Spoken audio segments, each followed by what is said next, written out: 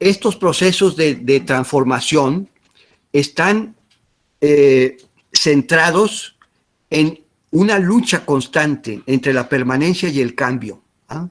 Y esta permanencia, o sea, la resistencia a la transformación. Y esta transformación se puede valorar a través de, no valorar, ocurre. Las transformaciones ocurren adoptando distintas modalidades. O se apropia uno de algo, de decir, paramos la violencia, ¿no? Participo de manera corresponsable en el trabajo doméstico, nos lo atribuyen y dice, te toca, o renunciamos a los privilegios, por ejemplo, o te lo quitan el privilegio. ¿Ah? Y hay una combinación.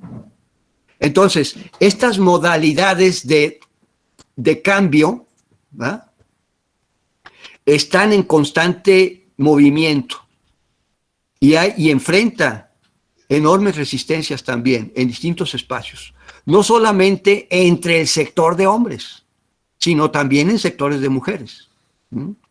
Entonces, ¿por qué? Porque todas y todos estamos metidas en pues la misma bañera, la misma sociedad que tiene una serie de exigencias, demandas de lo que se considera lo pertinente, los valores, elementos de valor social son la manera en cómo nos relacionamos hombres y mujeres, ¿verdad? ¿Cuál es el cambio que queremos adoptar? Ahí hay una lucha. Pensemos en el asunto de la salud reproductiva. Bueno, hay hombres que están a favor del aborto, hay mujeres que están a favor del aborto, hay mujeres que no, y hay hombres que no. Hay ciertos sectores organizados que dicen la familia es una, no múltiple. Entonces, ese es un proceso de constante enfrentamiento y en donde la concepción de la masculinidad, de las relaciones entre hombres y mujeres, tiene particularidades y diversidades. La siguiente, por favor.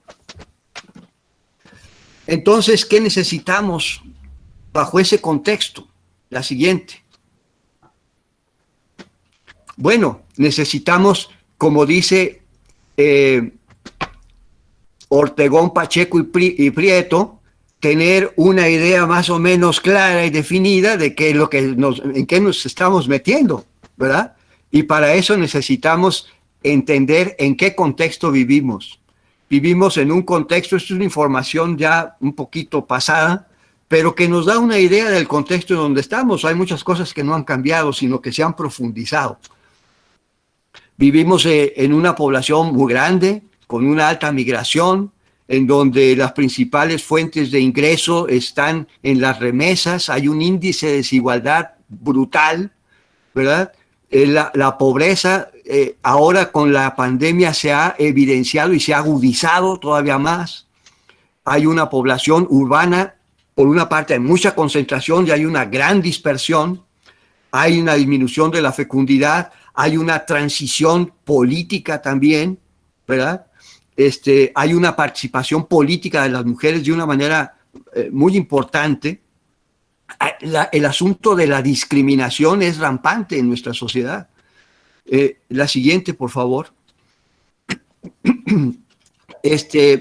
Vivimos en una sociedad pluriétnica y multicultural en donde hay una elevada proporción de migración rural urbana continua, ¿verdad?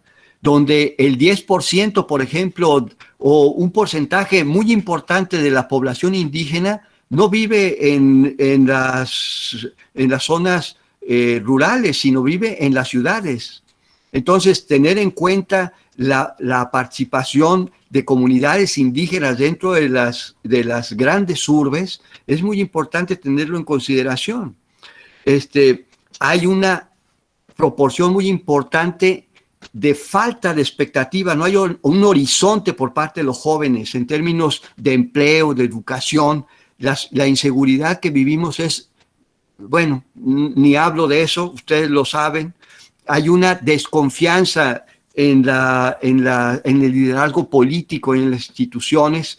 En este momento vivimos una sociedad que se está polarizando mucho, ¿verdad?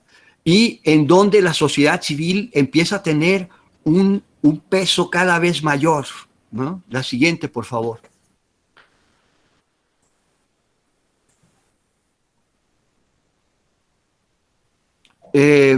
Y por otra parte tenemos el avance de las mujeres, que es muy importante.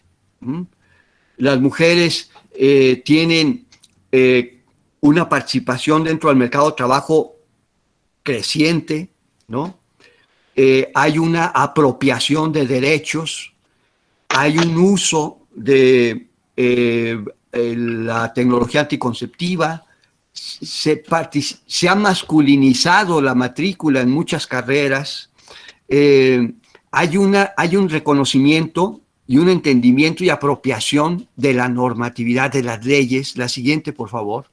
Pero también se enfrentan muchas resistencias. Los hombres, por otra parte, tenemos cada vez más pérdida de empleo, ¿verdad? Precarización laboral, que los coloca en una condición en donde los mandatos están en cuestionamiento. Hay una gran migración, hay inseguridad. Bueno, la siguiente, por favor. Entonces, ante este panorama, bueno, por una parte podemos tener esta visión, este imaginario del hombre impositivo, conquistador, viril, proveedor, etcétera, con todos estos mandatos, pero por otra parte realmente lo que nos estamos enfrentando es a una diversidad de contextos, de todo orden, ¿verdad? Y que hay que tener en cuenta para poder entonces elaborar un planteamiento de política que sea viable. La siguiente, por favor. El trabajo con hombres se ha centrado solamente en algunos temas, ¿verdad?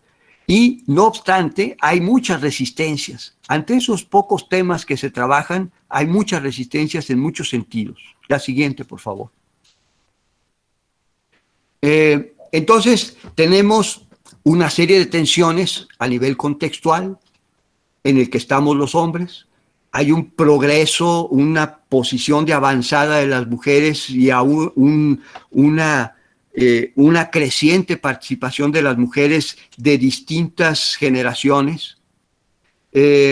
Entonces, por parte de los hombres realmente hay disposición al cambio. Vemos que ciertos sectores de hombres son muy renuentes e incluso muy críticos con el avance del movimiento de mujeres feministas, ¿verdad? Entonces, ¿cómo identificar la disposición a la transformación? ¿Qué herramientas tener en cuenta? ¿Qué es aquello que dispone al cambio? La siguiente. Y los cambios los podemos tener en 2 o en 3 opciones al menos, ¿no? Uno es porque hacemos una norma y lo tienes que hacer, porque si no te cae la ley y vas al bote, ¿no? Otra es a través de la toma de conciencia, ¿ah? Y entonces, en este sentido, tener una actitud proactiva. O lo que podemos tener es una combinación de ambas, ¿eh? Tener marcos normativos que impulsen un proceso de cambio, ¿verdad? Que lo sancione también y que lo incentive, ¿verdad? Para que veamos no solamente lo punitivo, sino más bien las ganancias que esto refiere y que esto lo podemos articular con un cambio de mentalidad a través de la discusión, a través de la toma de conciencia. Lo que interesa es tener una herramienta sólida que nos permita avanzar a lo largo del tiempo. Y esa herramienta sólida es una agenda de política pública. Para esto, ¿cómo elaboramos la agenda? Pues hay que acercarnos con las personas que han trabajado sobre el tema, que saben del tema. La siguiente, por favor. Y como esto no surge y no es un interés de las instancias gubernamentales, es una preocupación y un interés de cierto sector de la población, muy reducida, de hombres y de mujeres, ¿verdad? De la sociedad civil. Es una agenda externa. Y eso hay que tenerlo en cuenta porque cuando elaboramos una agenda externa, bueno, enfrenta una serie de dificultades para fin de posicionarla dentro de la discusión. La siguiente, por favor. Y esta agenda tiene que atravesar por una parte, formular de manera sólida la identificación de los problemas, debatirlos. Necesitamos colocarlo dentro del debate público, y dentro del debate público no es una cosa sencilla, porque hay muchas resistencias al respecto. Y por otra parte, llevarlo a la instancia política. Y al llevarlo a la instancia política es otro debate, porque ahí hay que convencer a el actor político, mujeres y hombres, ¿eh? Y ese es otro problema. O sea, hay muchos escollos que hay que ir transitando y hay que tenerlos en cuenta. Si no los tenemos en cuenta, nos vamos a desanimar muy pronto. La siguiente, por favor. Entonces, la agenda se nutre de todos estos elementos que ustedes ven ahí.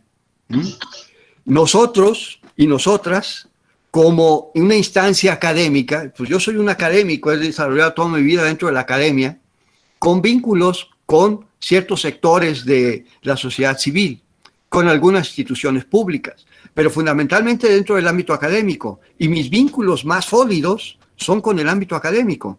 Entonces, ahí nosotros tenemos mucha información y quisiera aquí dar un dato.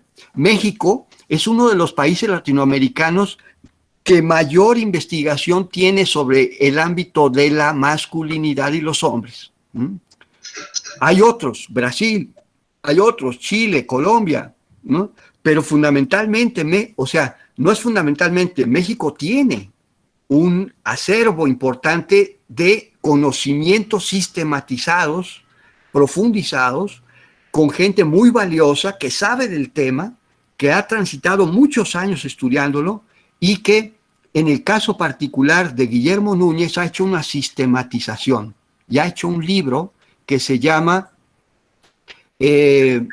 Abriendo Brecha.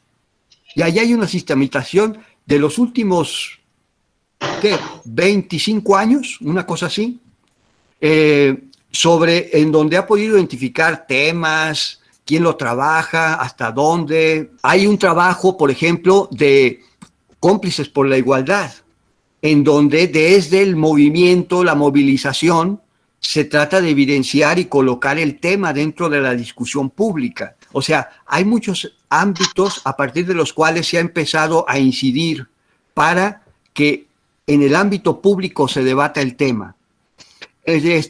Nosotros decidimos elaborar una estrategia multimetódica y multietápica para identificar estos posibles problemas para transformarlos en temas de política pública. Hicimos una encuesta, luego entrevistas y finalmente un encuentro. Acudimos a las personas que han hecho investigación y nos dimos cuenta que hay muchas que tienen muchos años trabajando, hasta más de 20 años o de 5 y más. O sea, es gente que ha estado sistemáticamente analizando las cosas y que están en distintos espacios, en la sociedad civil, dando servicios, en la investigación, en la docencia, en la academia, pero también elaborando política pública, ¿no? Y en las agencias internacionales. La siguiente, por favor. ¿Qué temas se han investigado? Bueno, vemos el listado de temas y son un montón, ¿verdad? Cada vez hay más información sobre el tema de hombres y masculinidades de distinto tipo, ¿verdad? Hay cuestiones de migración, de religiosidad, de globalización, de homofobia. Aquello que se había empezado a discutir, que son los temas taquilleros de la violencia, la paternidad, la identidad, la sexualidad, se ha expandido. Y eso es muy importante porque empieza a mostrar una perspectiva mucho más abarcativa. La siguiente, por favor.